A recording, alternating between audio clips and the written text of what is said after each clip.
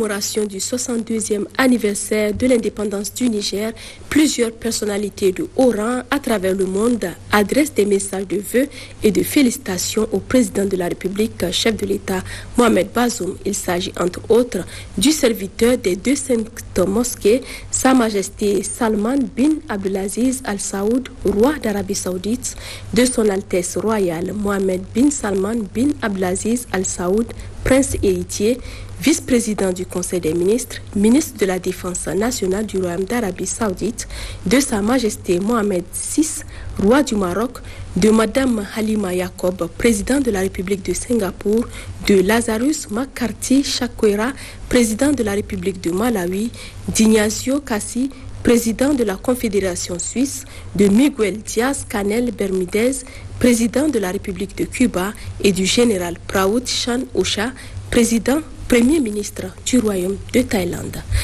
Nous vous faisons également lecture de ce communiqué dans le cadre de la célébration de la commémoration du 3 août. Le ministre de l'Emploi, du Travail et de la Protection sociale a l'honneur de rappeler aux employeurs et employés des secteurs publics, parapublics et privés que conformément aux dispositions de la loi numéro 97-20 du 20 juin 1997 instituant les fêtes légales et les textes modificatifs subséquents, la journée du mercredi 3 août 2022 correspondant à la date anniversaire de la proclamation de l'indépendance est déclarée chômée et payée sur toute l'étendue du territoire national.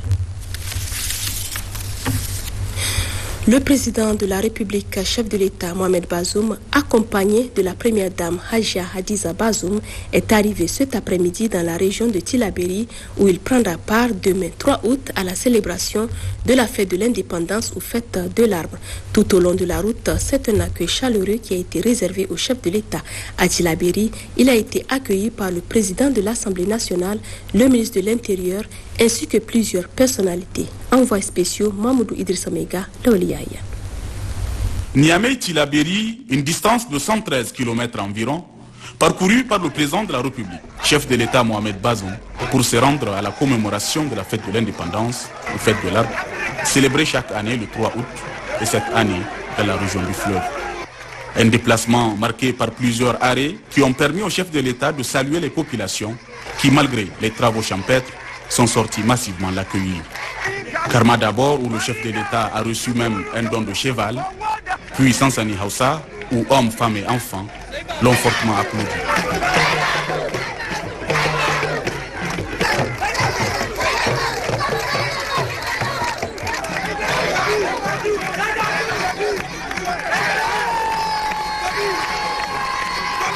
Arrivé à Tillabéri, le président de la République a reçu un accueil de grand jour, une importante foule à sa tête, le président de l'Assemblée nationale, Seyni Omar, le ministre de l'Intérieur, Amadou Adamou Souley, le gouverneur de la région, Djori Draman, accompagné par les autorités administratives, coutumières et religieuses.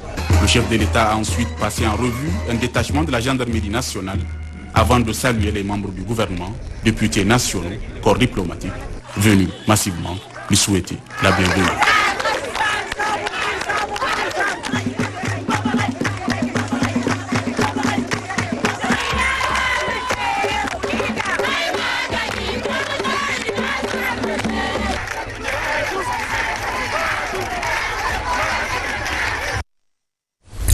En prélude à la célébration de la fête de l'arbre édition 2022 que la région de Tillabéri a l'honneur d'abriter demain 3 août, la ministre de l'Environnement et de la lutte contre la désertification a effectué ce matin une série de visites dans la capitale du fleuve afin de s'enquérir des préparatifs de cette fête. Abdoulaye Soumana, Abdelrachid Zakay. Tillabéri est donc prête pour accueillir les manifestations entrant dans le cadre de la fête de l'arbre édition 2022. C'est le constat qui se dégage à l'issue des visites effectuées ce matin par la ministre de l'Environnement et de la lutte contre la désertification. Là, on vient de visiter en tout cas les sites qui sont retenus dans le cadre de la plantation de l'arbre à l'occasion donc de la fête nationale de l'arbre, commémorant donc la fête de l'indépendance du Niger. Alors on a visité la légion de la gendarmerie et le site des sapeurs-pompiers. Là, je vais dire que vraiment c'est avancé. Et nous sommes vraiment satisfaits par rapport à l'organisation que nous avons trouvée sur le terrain. Tout est enfin prêt, en tout cas, pour que la plantation demain soit réussie. Après, donc, le site, nous nous sommes transportés donc, à la MJC, où va se tenir donc, la nuit écologique. Là encore, en tout cas, c'est un espace que nous avons trouvé, en tout cas, prêt à accueillir les parties prenantes dans le cadre de la nuit écologique. En tout cas, ce que nous avons pu observer nous réconforte beaucoup. Donc, nous sommes vraiment satisfaits par rapport au niveau d'organisation. Au camp de la gendarmerie, site officiel de la plantation, c'est environ 250 plants rares et 100 arbres fruitiers qui seront plantés sur une superficie de 4 hectares. Elle était accompagnée dans ce déplacement par le gouverneur de la région, le comité national d'organisation, les responsables administratifs et coutumières et les responsables régionaux des forces de défense et de sécurité. À l'agenda présidentiel, il faut également noter une seule audience. Le président de la République, chef de l'État Mohamed Bazoum, a en effet reçu ce jour le général Bruno Baraz, commandant de la force Barkhane. La synthèse avec Nadia Maman et Loliaya. À la tête de la force Barkhane depuis quelques jours seulement, le général Baraz est venu s'entretenir avec le président de la République de la réarticulation du dispositif qui quitte le Mali, le Niger étant un passage pour les différents convois. Je souhaitais m'entretenir avec le président car je souhaitais le remercier pour l'appui que fournit l'État du Niger à la France dans le cadre de la réarticulation de notre dispositif Barkhane, puisque vous savez que nous quittons le Mali. Et nous avons besoin de sortir énormément de matériel que nous avons amassé pendant 8 années d'opérations au Mali. Et la seule solution pour le faire, c'était de passer par le Niger. Et nous souhaitions remercier officiellement le président de la République pour son appui dans cette réarticulation, puisque ça fait beaucoup de convois, ça nécessite énormément de trafic routier. Donc on a actuellement 6000 containers à sortir du Mali. Et ça, on ne peut le faire que par la route. Et donc on souhaitait justement remercier pour cet appui, puisque c'est majeur pour nous. Nous savons toutes les complications et tous les troubles que peuvent causer ces différents convois, puisque ce sont des convois qui parfois font plus de 10 km de long. Donc c'est effectivement pénible pour tout le monde. Donc on reconnaît vraiment l'effort réalisé par le peuple nigérien au profit des Français pour nous permettre justement de sortir proprement et correctement du Mali. Lancée le 1er août 2014, Barkhane est une opération militaire menée au Sahel et au Sahara par l'armée française et ses alliés qui vise à lutter contre les groupes armés terroristes au Sahel. Ce dispositif vient ainsi remplacer les opérations Serval et Épervier. Table ronde des ministres de l'Éducation du Sahel pour le suivi des engagements du sommet de Nouakchott sur l'éducation au Sahel sur le thème « Le Sahel de demain se construit à l'école ». Le Niger représenté par le professeur Ibrahim Natatou, ministre de l'Éducation. Sahel de demain se construit à l'école. Thème de cette table ronde qui fait suite à la déclaration de Nouakchott de décembre 2021 signée par les présidents des 5 pays du G5 Sahel. Dans son discours, le professeur Ibrahim Natatou a remercié les autorités mauritaniennes pour l'organisation de cette rencontre et pour le niveau élevé des débats, ce qui traduit l'importance de cette table ronde en soulignant que cela contribuera à donner la priorité au décollage de l'enseignement pour sauver toute une génération.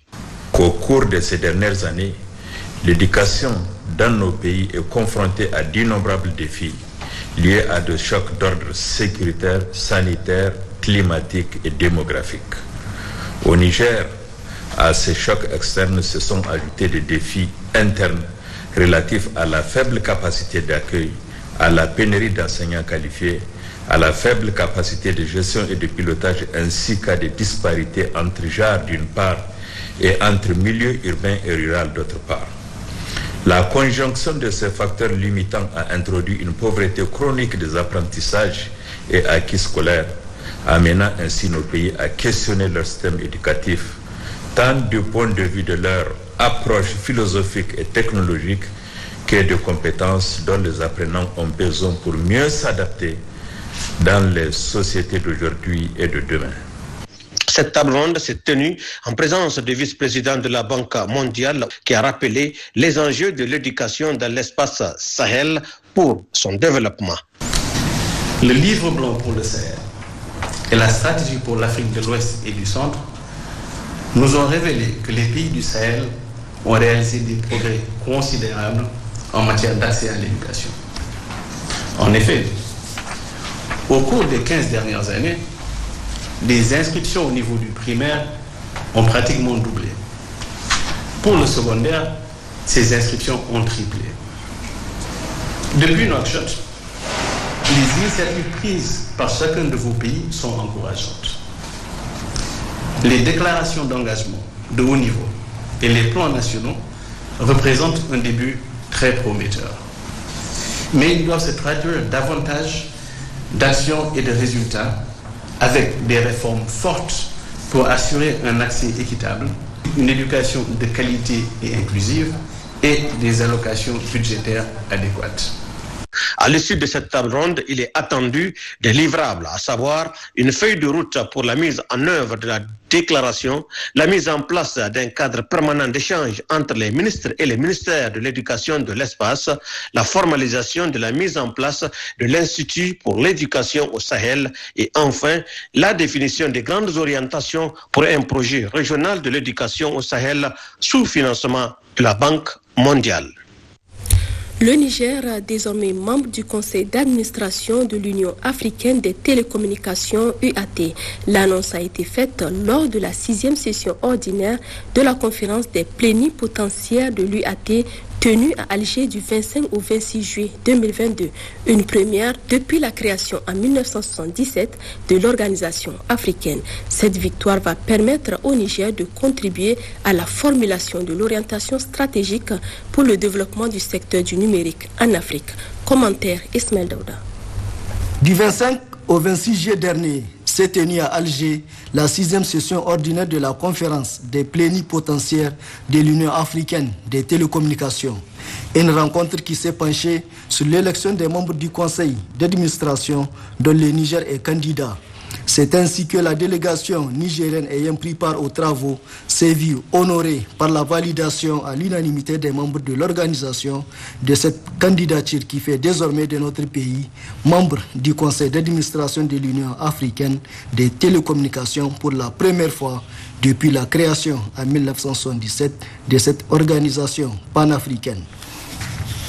Cette victoire a été facilitée par l'offensive diplomatique des plus hautes autorités nigériennes, le leadership du ministre de la Poste des Nouvelles Technologies, Hassan Barazé, et le dynamisme de la présidente du Conseil national de régulation des communications électroniques et de la Poste, Madame Betty Aïchetou Habibou Oumani, qui a usé de ses relations et de l'estime qu'elle a auprès des membres de l'Union. C'est fort donc de ce succès sans précédent que le Niger se prépare aussi à une autre grande victoire, celle de devenir membre du conseil d'administration de l'Union internationale des télécommunications, dont la session se tiendra en septembre prochain à Bucarest, en Roumanie. Là aussi, Mme Betty Aïchetou Habibou Oumani, aux côtés du ministre Hassan Barazé, va se battre pour décrocher une place au sein de cette instance. Par ailleurs, la présidente du CNRCEP, Mme Betty Aïchetou Habibou Oumani, a mis son séjour à profit à Alger pour procéder à la signature d'un protocole d'accord de coopération dans le domaine de la régulation des communications électroniques et des services postaux avec l'autorité de régulation des communications électroniques de la Poste et des communications électroniques de la République algérienne démocratique et populaire. L'accord vise à renforcer les capacités de ces institutions sœurs dans le domaine du numérique à travers des rencontres d'échange d'expériences, entre autres. Changement de registre. La question de l'augmentation du prix du gasoil à la pompe de 130 francs CFA le litre a été au centre d'une rencontre d'information et d'échange entre le gouvernement à travers les ministres en charge du commerce, du pétrole, des transports et des finances et les partenaires sociaux. Au cours de cette rencontre où ces derniers ont été édifiés sur les raisons de cette hausse, des mesures d'accompagnement ont été identifiées. Gérard Blaziz et Soufou Samela. À travers cette rencontre d'information et d'échange, le gouvernement représenté par les ministres en charge du commerce, du pétrole, des transports et des finances engage avec les acteurs impliqués des discussions sur la question de la hausse du prix du litre du gasoil à la pompe qui est passé à partir de ce 1er août de 538 francs à 668 francs. À cette occasion, les raisons de cette augmentation ont été évoquées. Selon les explications données, cette hausse de prix est imputable au conflit russo-ukrainien. Une crise qui est à la base de la flambée du prix du baril de pétrole brut qui est passé de $80 en janvier 2022 à $123 actuellement. En effet, depuis le déclenchement de cette guerre, le Niger subit une étreinte du fait que son gasoil est le moins cher sur le marché. En dépit des mesures prises, la pression continue et va s'accentuer tant que le prix restera bas au Niger. Et c'est pourquoi le gouvernement a décidé de procéder à ce réajustement du prix du litre du gasoil à la pompe. Des détails fournis par la partie gouvernementale, cette mesure aura un effet sur le flux d'approvisionnement et permettra d'anticiper et de prévenir les risques d'une pénurie. Convaincus, les acteurs concernés ont néanmoins regretté le fait de n'avoir pas été associés au départ dans la prise de cette décision et ont demandé la mise en œuvre de certaines mesures d'accompagnement.